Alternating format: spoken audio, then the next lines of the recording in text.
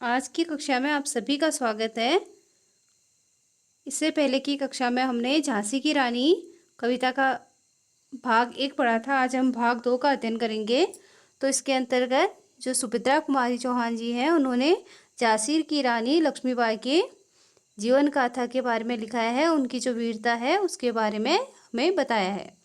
तो आगे की पंक्तियों को देखिए। उदित हुआ सौभाग्य मुदित महलों में उजियारी छाई, किंतु कालगति चुपके चुपके काली घटा घेर लाई।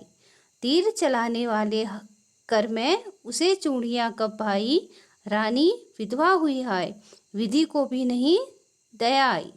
निसंतान मरे राजा जी, रानी शोक समानी थी, बुंदे लेहर बोलों के मुँह हमने सुनी कहानी थी। खूब लड़ी मर्दानी वह तो झांसी वाली रानी थी।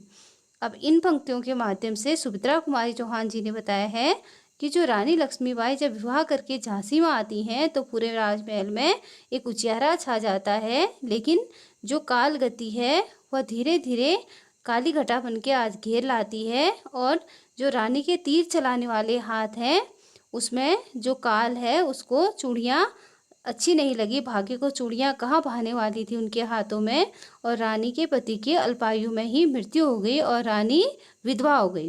तो जो सुभद्रा कुमारी चौहान जी हैं वो कहती है, हाय रानी के साथ ये विधि ने, भाग्य ने क्या खेल खेला कि रानी पे उसको दया भी नहीं आई और उनके पति की इतनी जल्दी मृत्यु हो गई।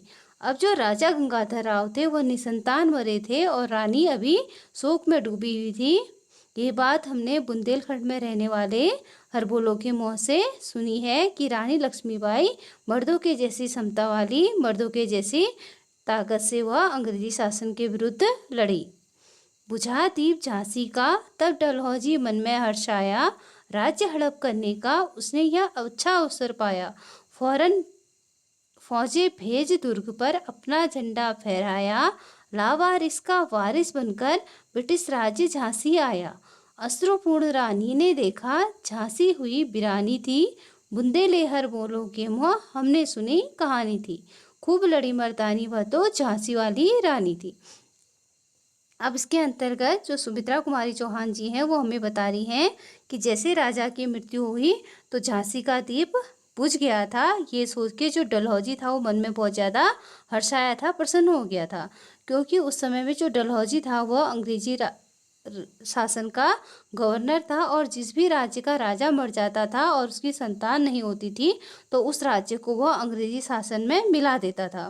तो जैसे ही गंगाधर राव की मृत्यु हुई और वो निसंतान भी थे तो डलहौजी मन में यह सोच के बहुत ज़्यादा खुश हो गया था कि अब झांसी भी अंग्रेजी राज्य का हिस्सा बन जाएगा, और वह राज्य हड़प करने का उसको ये बहुत ही अच्छा मौका मिल गया था।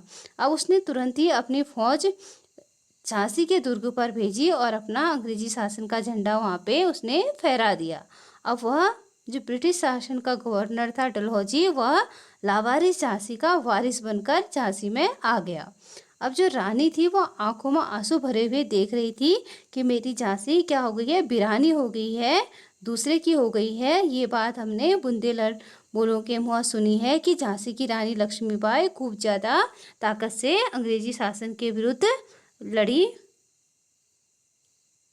अनुनय विनय की नहीं सुनता है विकट फिरंगी की माया, व्यापारी बन दया चाहता जब वह भारत आया। डलहौजी ने पैर पसारे अब तो पलट गई काया, राजाओं नवाबों को भी उसने पैरों ठुकराया।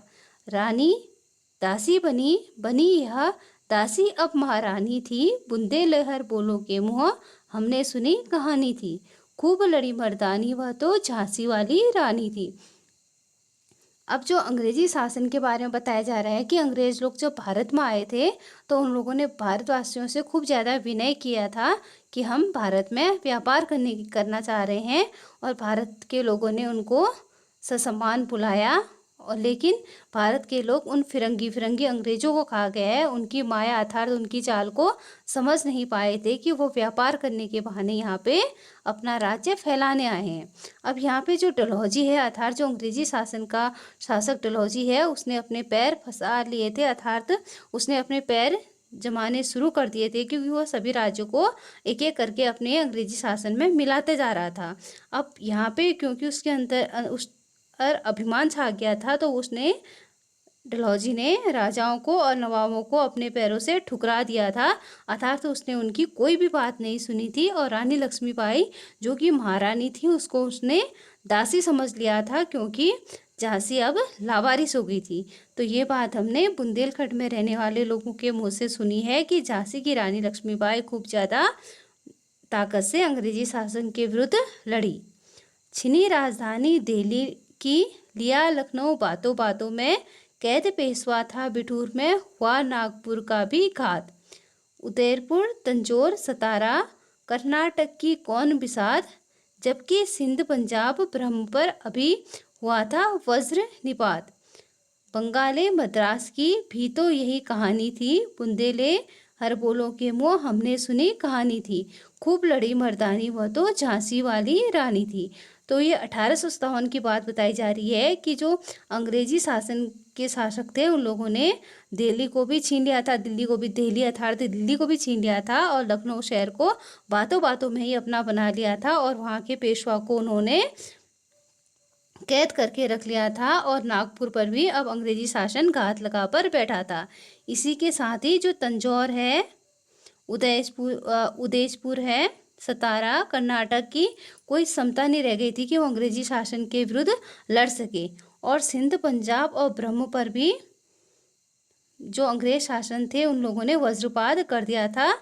बंगाल मद्रास आदि की तो यही कहानी थी कि वो अंग्रेजी शासन के विरुद्ध लड़ने के लिए बिल्कुल ही सक्षम नहीं हो पा रहे थे। फिर भी वो लोग अंदर से क्या कर रहे थे, उनके प्रति विरोध प्रकट कर रहे थे। ये बात हमने बुंदेलखंड के हर बोलों के मुँह सुनी है कि झांसी की रानी खूब ज़्यादा मर्दानी थी, वह मर्दों की जैसी क्षमता वाली थी, और अंग्रेजी शासन के विरुद्ध वह खूब ज़्यादा क्षमता से लड़ी, ताकतपूर्ण तरीके से लड़ी। रानी रोई रनिवासों में, बेगम गम से थी बेजार, उनके गहने कपड़े बिकते थे कलकत्ते के बाजार। सरेआम नीलामी छापते थे अंग्रेजों के अखबार, नागपुर के जेवर ले लो, लखनऊ के ले लो नौलखा हार। यूं पर्दे की इज्जत पर देसी के हाथ बिकानी थी, बुंदेले हर बोलों के मुँह हमने सुनी कहानी थी। खूब लड़ी मर्दानी वह तो झांसी वाली रानी थी। अब यहाँ पे अंग्रेजी शासन का जुल्म इतना बढ़ गया था कि उन्होंने जो रानियाँ थी, उनके रानीवासों में, और जो बेगमें थी, उनके जो बेजार थे, वहाँ जाके उनके गहने कपड़ों को लेकर बेचना शुरू कर दिया था। उनके कपड़ों और गहनों को बेचने के लिए सरेआम उनकी नीलामी करते थे, और अपने अंग्रेजी अखबारों में छापते थे कि नागपुर के जेवर ले लो, लखनऊ के नौलखा हार ले लो। अब उन लोगों ने जो पर्दे की इज्जत थी, उसको भी क्या कर दिया था, नीलाम कर दिया था। और जो देश के हाथ के थे, वो देश के जो सभी धन संपदा थी, जेवरात थे, वो बेगाने हाथों में बिक रहे थे, उनकी बोलियां लग रही थी। अब ये बात हमने बुंदेले हर खंडों के मुँह सुनी है कि जो झांसी की रानी थी, वो खूब ज़्यादा क्षमता के साथ लड़ी, क्योंकि उस समय अंग्रेज शासन का जुल्म दिन प्रतिदिन बढ़ता जा रहा था, और भारतवासियों को तरह तरह से बेइज्जत कर रहे थे। कुटियों में थी विषम वेदना, महलों में आहत अपमान, वीर सैनिकों के मन में था अपने पुरखों का अभिमान। नाना ध्रुपद पेशवा जुटा रहा था अब सम्मान, बहिन छबीली की रणचंडी का कर दिया प्रकट आह्वान। हुआ यज्ञ प्रारंभ, यह तो सोई ज्योति जगानी थी, बुंदेले हर बोलों के मुँह हमने सुनी कहानी थी। खूब लड़ी मर्दानी वह तो झांसी वाली रानी थी।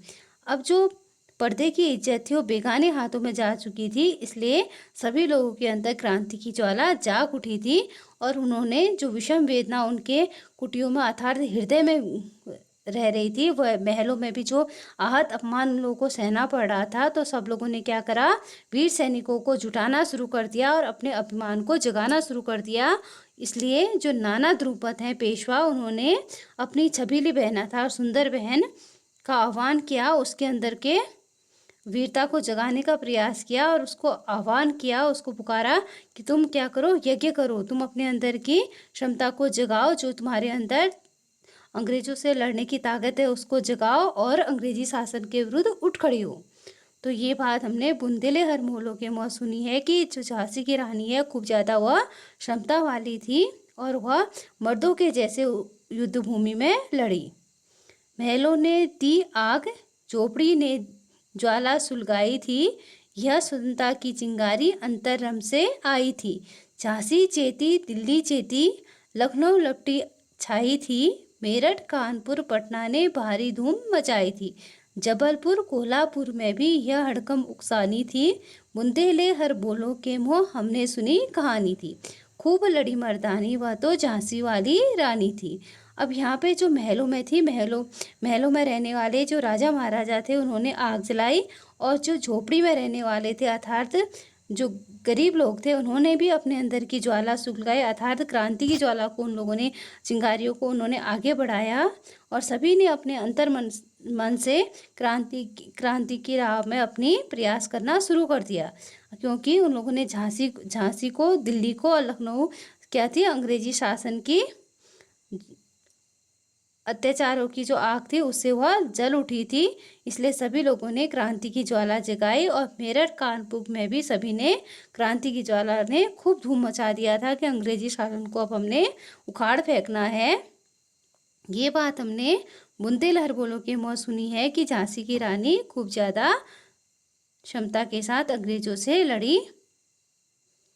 यह स्वतंत्रता महायज्ञ में कई वीरवर आए काम, नाना द्रुपद तांतिया चतुर अजीमुल्ला सरनाम, अहमद शाह मौलवी ठाकुर कुंवर सिंह सैनिक अभिराम, भारत के इतिहास गगन में अमर रहेंगे जिनके नाम। लेकिन आज जुल्म कहलाती उनकी जो कुर्बानी थी, बुंदेलहर बोलो के मुँह हमने सुनी कहानी थी। खूब लड़ी मर्दानी वह तो झांसी वाली रानी थी। अब यहाँ पे जो स्वतंत्रता के महायज्ञ में कई वीर लोगों ने अपने प्राण न्यौछावर किए, जिनमें द्रुपद तांतिया चतुर अजीमुल्ला सरनाम, अहमद शाह मौलवी ठाकुर कुंवर सिंह सैनिक अभिराम आदि जो महान लोग थे, उनके नाम हमेशा ही भारत के इतिहास के गगन में जगमगाते रहेंगे, जिन्होंने देश के लिए अपनी कुर्बानी दी। ये बात हमने बुंदेलहर बोलो के मुँह सुनी है कि झांसी की रानी लक्ष्मीबाई मर्दों के जैसे वीरता से अंग्रेजों से लड़ी। तो आज के लिए इतना ही, धन्यवाद।